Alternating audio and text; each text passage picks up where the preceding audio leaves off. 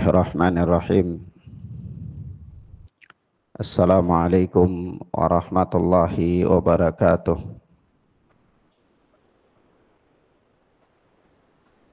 Alhamdulillahilladzi hadana lil Islam wa manna alaina bih wa akhrajana fi khairi ummatin fanas'aluhu at-taufiqa lima yuhibbu wa yarda wal hifdha mimma yakrahu wa yaskhad.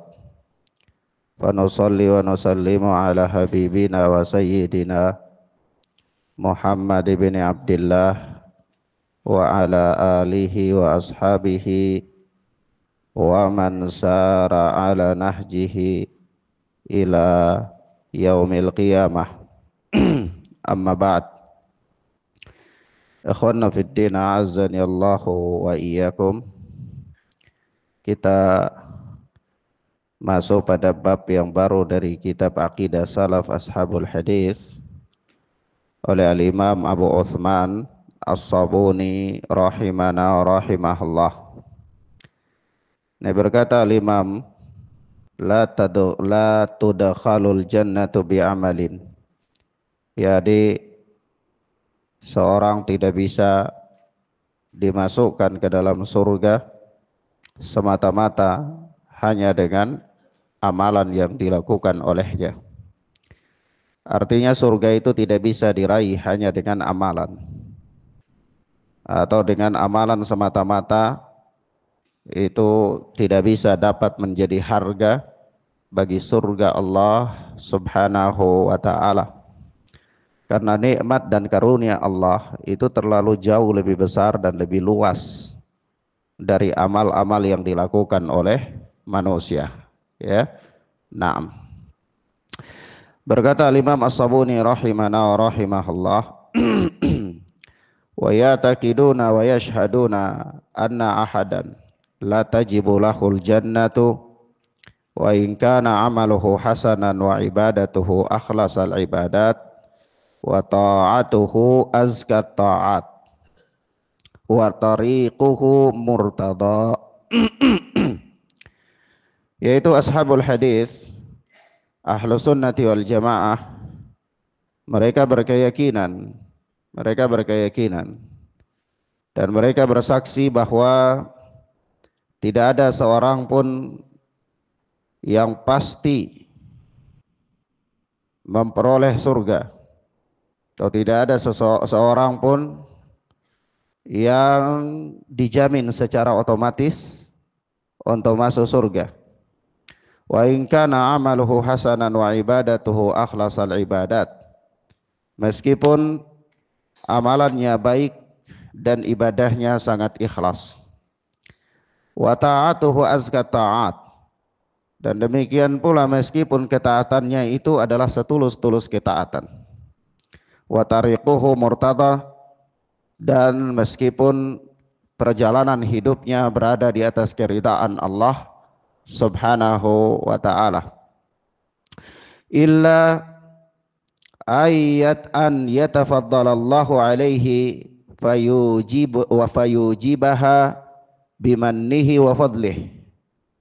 Ya, melainkan ya karunia Allah Subhanahu wa ta'ala kepadanya, sehingga Allah memasukkan dia ke dalam surga dengan karunia dan keutamaan dari Allah Jalla wa Ala.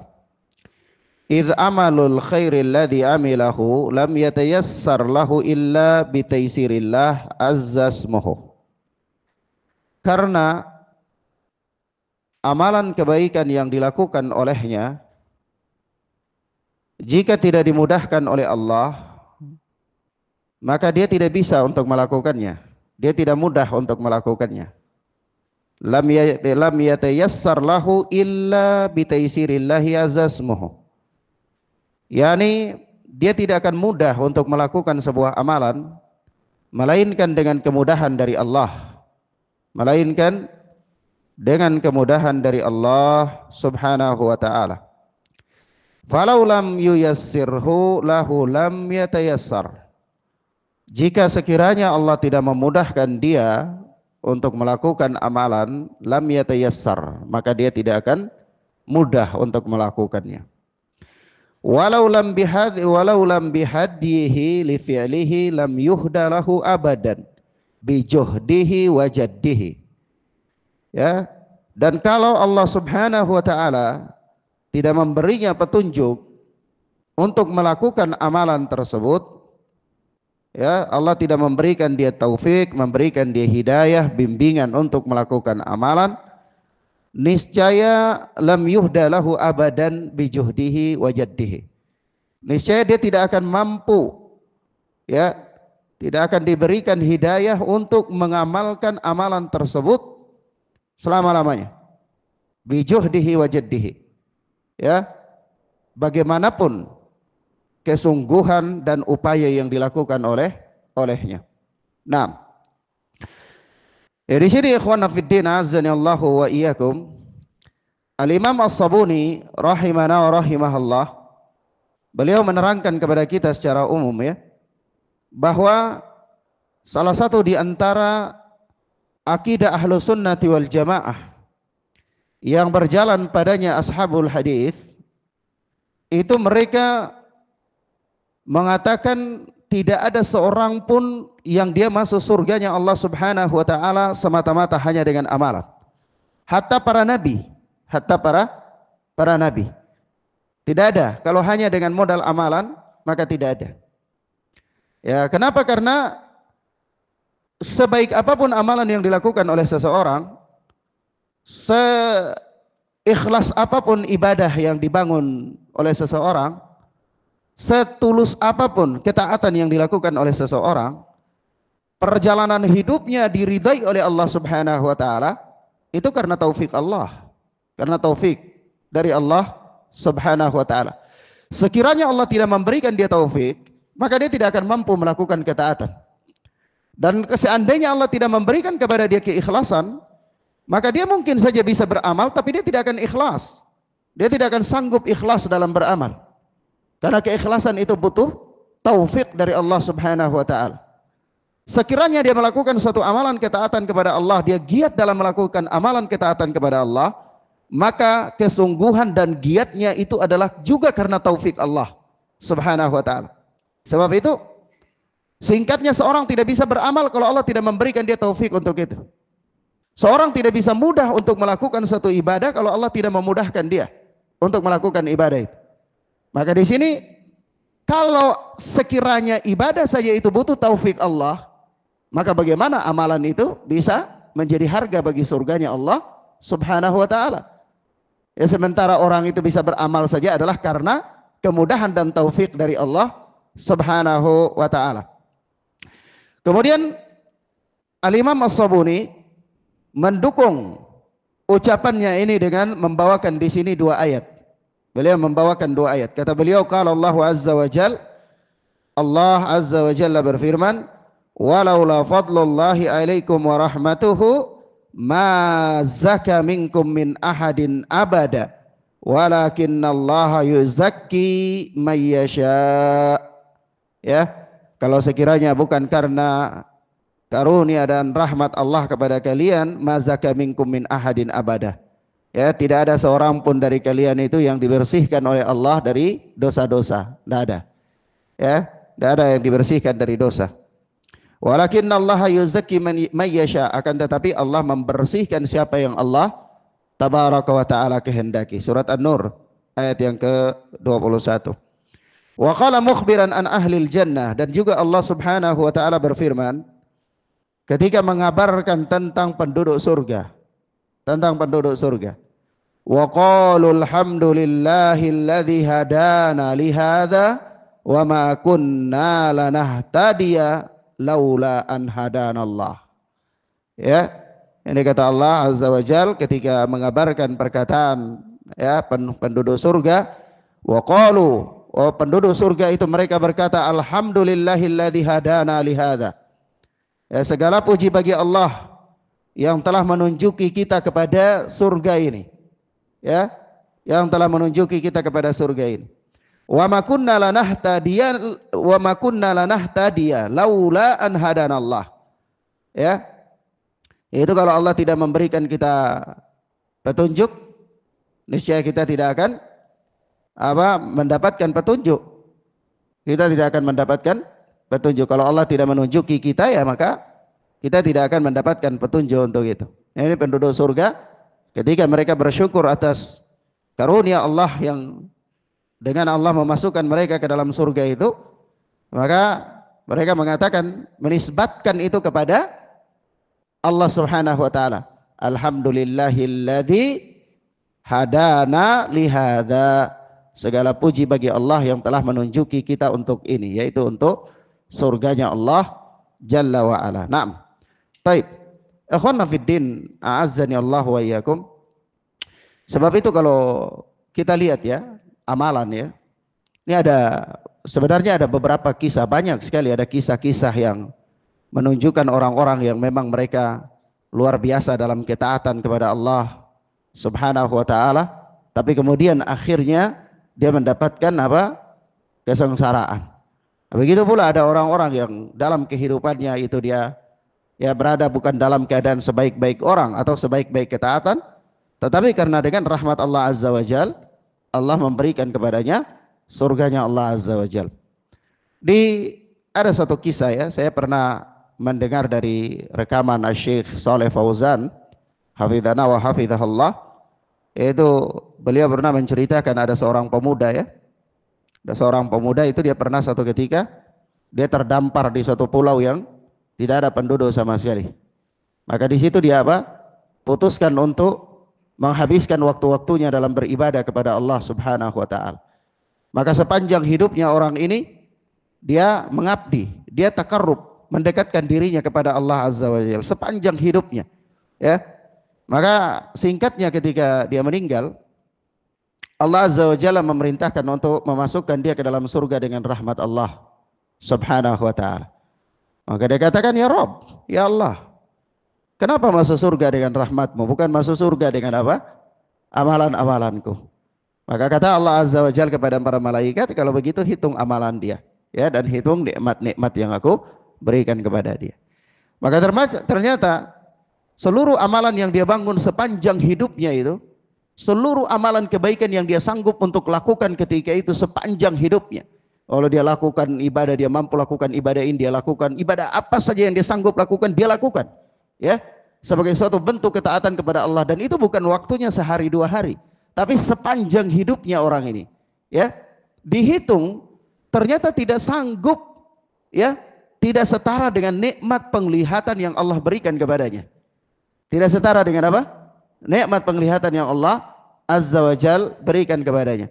Nah, karena tidak sanggup, amalan-amalan yang dia bangun begitu banyak tidak sanggup, ya tidak setara dengan nikmat yang Allah berikan kepadanya, nikmat penglihatan saja, maka Allah Azza wa Jal memasukkan dia ke dalam nerakanya Allah Azza wa Jal.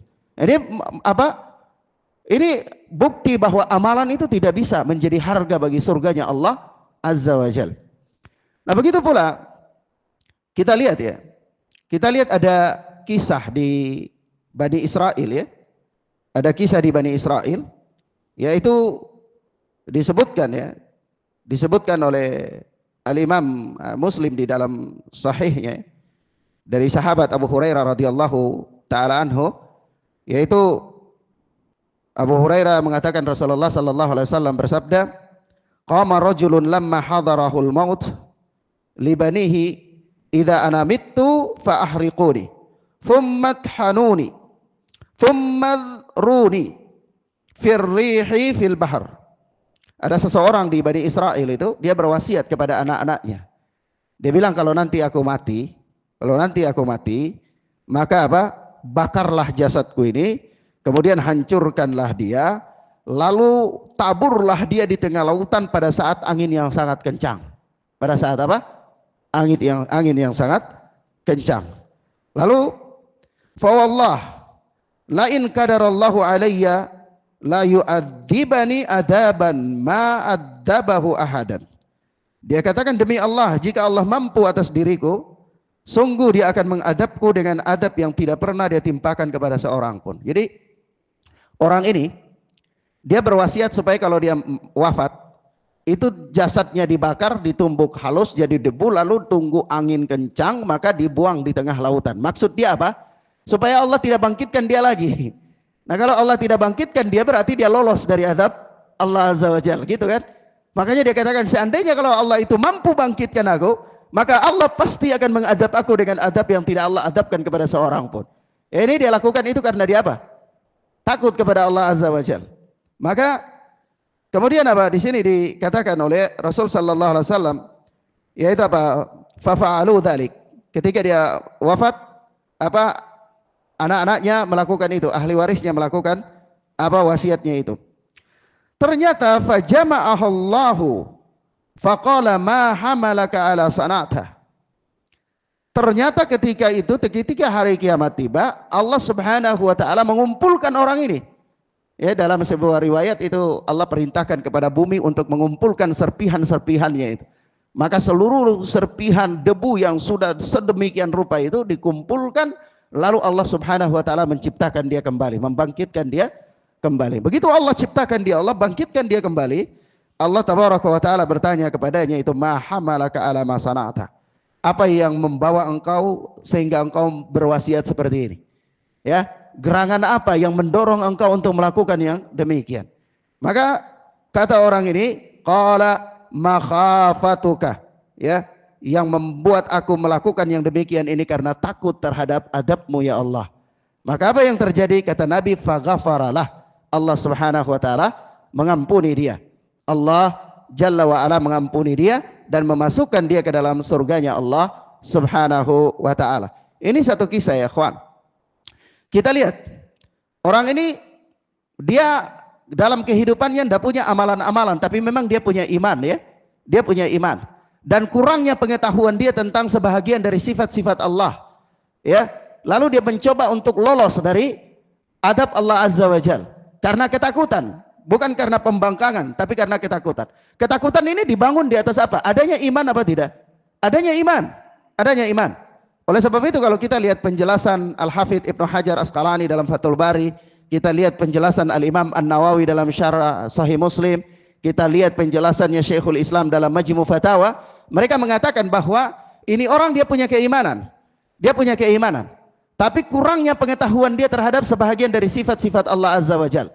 Sehingga rasa takut yang begitu kuat, ya, mendorong dia untuk melakukan yang demikian ini. Maka dengan rasa takut yang begitu kuat terhadap adab Allah dan kurangnya pengetahuan dia terhadap sifat-sifat Allah, maka Allah memberikan udzur kepadanya sehingga Allah menyelamatkan dia. Allah apa? Tabaraka wa taala menyelamatkan orang ini. Tetapi yang menjadi pembahasan kita di sini, orang ini nggak punya amalan gitu loh. Tapi Allah Azza wa Jalla memasukkan dia ke dalam surganya Allah Subhanahu wa taala. Ini satu bukti bahwa ya, amalan itu bukan harga surga. Seandainya surga itu kalau harus dicari dengan amalan, maka orang ini tidak punya amalan. Orang ini tidak punya amalan. Atau yang pertama tadi, sebagaimana yang dikisahkan oleh Al-Alama Saleh Fauzan, ya, bahwa apa? Orang itu dia punya amalan yang begitu banyak, tapi akhirnya juga dia mendapatkan nerakanya Allah Azza wa Jalla.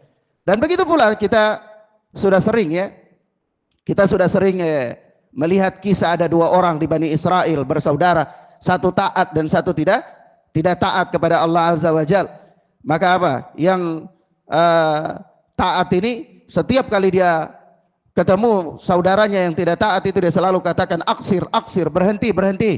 Sampai-sampai saudaranya yang mudnib, yang selalu tenggelam dalam dosa-dosa ini dia jengkel, ya. Maka apa dia katakan kepada saudaranya itu? Khallini wa rabbi abu'itha alayya raqiban. Biarkan aku dengan urusanku dengan Rabbku, ya. Ini ada orang-orang zaman sekarang ini kalau antum nasihati dia katakan ini bukan urusan antum, ya. Ini urusan saya dengan Rabb saya, ini bukan urusan antum, ya. Subhanallah. Ternyata dia juga punya pendahulu, ya. Dia punya pendahulu. Nah, ini dua orang ini, ya, selalu satu ini dia selalu memberi nasihat.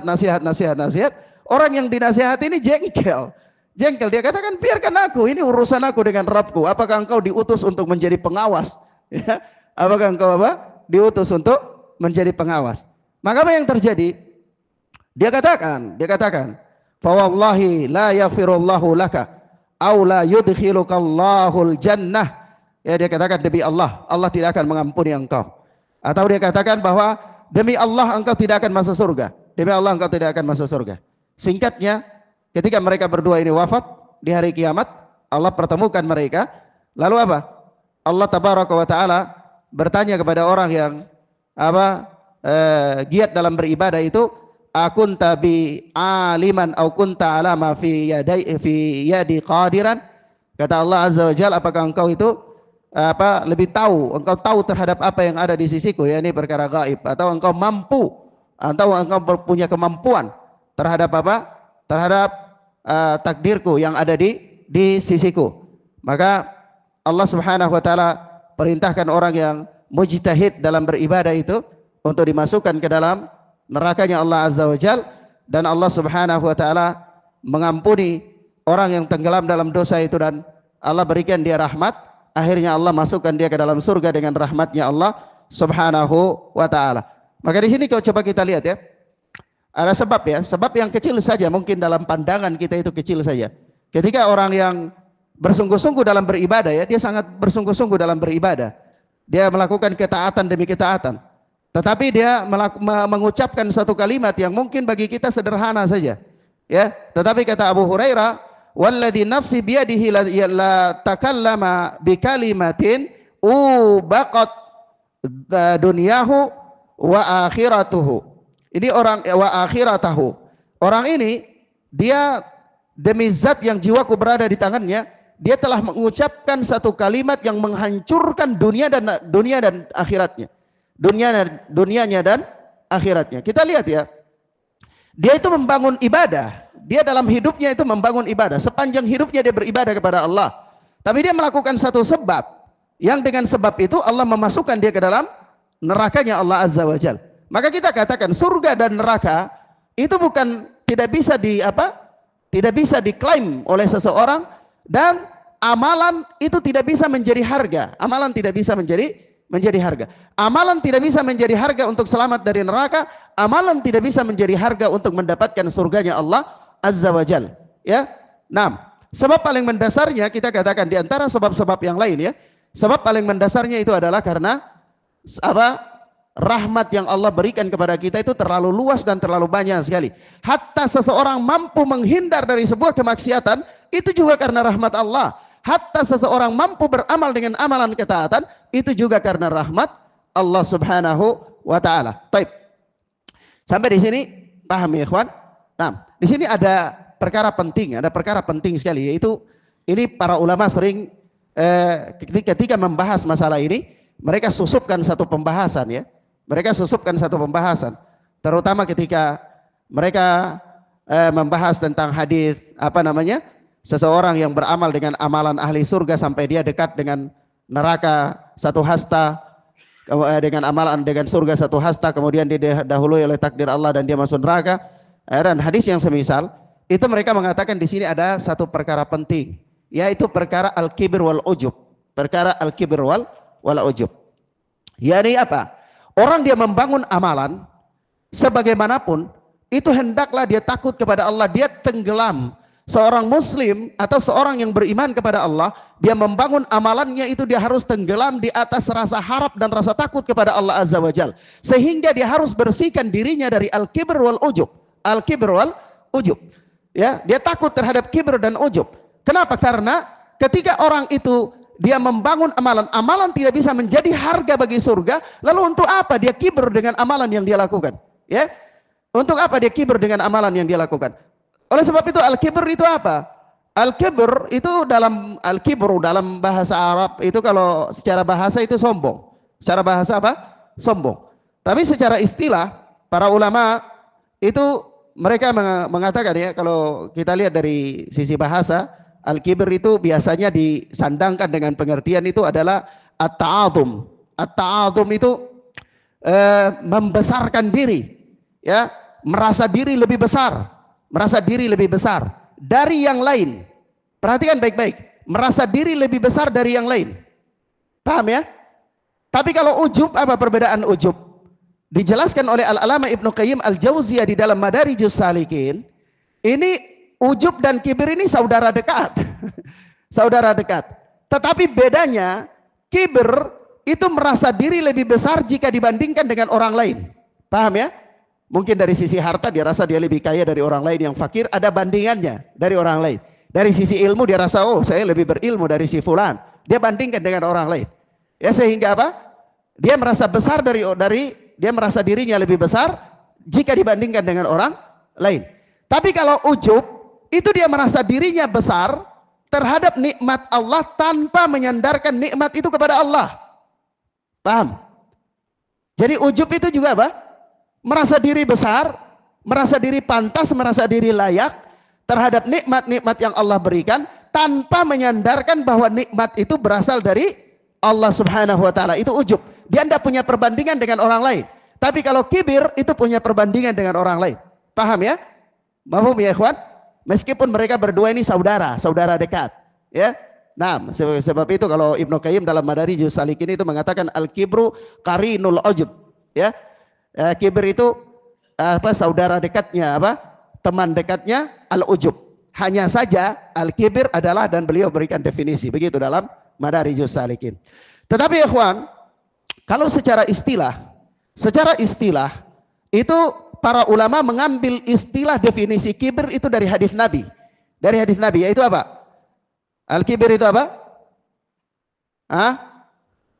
Batarul haq wa ghamtun nas. Yaitu menolak kebenaran dan merendahkan manusia. Hakikatnya apa? Disebutkan. Ibnu Rajab Al-Hambali di dalam Jami'ul Ulum wal Hikam, ini syarah hadis Arba'in ya, tapi Ibnu Rajab dalam syarah hadis Arba'in itu kan beliau tambah 10 hadis, jadi berapa hadis? Hadis Arba'in itu ada berapa? 40 tambah 10 jadi 50 ya. Nah, jadi beliau menjelaskan perkara ini ulang-ulang, itu di hadis yang kedua, hadis yang ke-8 dan hadis yang ke-35 bagian akhir, bagian tambahan. Itu kata beliau tentang al-kibr itu begini kata beliau. Al-kibru huwa an yara al-insanu nafsahu fawqa ghairihi fi sifatil kamal wa yahtariqun nas wa yastasghiruhum wa ya'ba qabulal haqqi minhum. Wa ya'ba qabulal haqqi minhum. Yaitu kesombongan itu adalah, al-kibr itu adalah ketika seseorang memandang dirinya berada di atas dari orang lain. Ini maksud daripada apa? Ghamtun nas. Ketika seseorang merasa dirinya berada di atas dari orang lain. Itu maksud daripada apa kalimat? Ghamtun nas. Kemudian apa? Dalam hal apa? Dalam sifat-sifat kesempurnaan. Wa yahkirun nasa wa yastasghiruhum. Dan dia apa? Meremehkan. Lalu dia meremehkan manusia karena dia merasa di atas, dia meremehkan orang dan menganggap mereka kecil. Wa yastasghiruhum, menganggap mereka kecil. Menganggap apa? Mereka kecil. Dan yang kedua adalah apa? Batarul haq. Batarul haq itu maksudnya apa? Kata Imam Ibnu Rajab Al-Hambali adalah apa? Wa ya'ba qabulal haqqi minhum. Dia enggan menerima kebenaran dari mereka. Karena apa tadi? Dia sudah bangun pikirannya, sudah bangun asumsinya, sudah bangun egonya bahwa orang ini kecil dalam sisi ilmu. Orang ini rendah, orang ini nggak pantas ya. Saya lebih alim dari dia. Sehingga begitu dia mendatangkan kebenaran, nggak mau diterima gitu. Paham ya? Mafhum ya ikhwan? Itulah hakikatnya kesombongan. Dari definisi yang didefinisikan oleh Nabi sallallahu alaihi wasallam bahwa apa? Al-kibru itu adalah apa? Batarul haq wa ghamtun nas. Apa maksudnya batarul haq wa ghamtun nas? Ya, kalau ghamtun nas itu apa? Dia merasa dirinya lebih dari orang lain dalam sifat-sifat kesempurnaan sehingga dia meremehkan orang itu dan dia menganggap orang itu kecil. Ya. Lalu apa? Batarul haq. Dia tidak mau menerima kebenaran yang datang dari orang tersebut. Mafhum ya ikhwan? Paham ya? Nah ini ikhwan fiddin azani Allahu ayyakum. Di dalam persoalan ini, seorang dia membangun amalan, hendaklah dia menjauh dari sifat itu. Dia menjauh dari sifat al-kibr itu dan sifat ujub itu, sehingga dia merasa dirinya itu lemah di hadapan Allah, dia merasa dirinya kecil di hadapan kebenaran, sehingga dia beribadah kepada Allah berada di dalam bingkai ar-raja wal khauf. Ya, harap dan takut kepada Allah Subhanahu wa taala. Sehingga seluruh amalan yang dia bangun dikatakan ini nikmat, dan nikmat ini disandarkan kepada Allah, terbebas dari ujub. Ketika kebenaran itu datang kepadanya, dia mengambilnya dan dia fokus kepadanya, dia menerimanya dan dia terbebas dari apa? Al-kibr. Naam, mafhum ya ikhwan? Paham ya? Baik. Demikian ikhwan fillah azani Allah wa iyyakum, sehingga seseorang dia membangun amalannya itu benar-benar berada di dalam bingkai ar-raja wal khauf. Ar-raja wal khauf. Kenapa? Karena persoalan surga tidak bisa dihargai dengan amalannya, sehingga dia selalu berharap kepada Allah. Persoalan neraka pun tidak bisa dihindari dengan amalannya, sehingga dia selalu takut kepada Allah Azza wa Jal. Begitu.